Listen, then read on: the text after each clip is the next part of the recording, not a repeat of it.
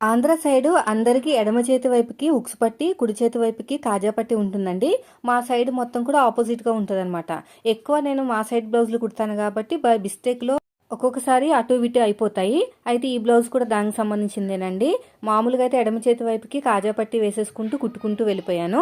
వీళ్ళది ఇంకో బ్లౌజ్ ఉందనమాట. అది కటింగ్ చేస్తుంటే సడన్‌గా కనిపించింది. అయ్యో! నేను ఫస్ట్ బ్లౌజ్ ఎలా కుట్టానా ఏంటని చూస్తే తప్పు కుట్టానండి. ఉక్సు పట్టి, కాజా పట్టి మళ్ళీ దేవుడా అంతా విప్పుతున్నాను. ఒప్పుకోరండి. ఎందుకంటే వాళ్ళ చేతి వాళ్ళు అటే ఉంటదనమాట.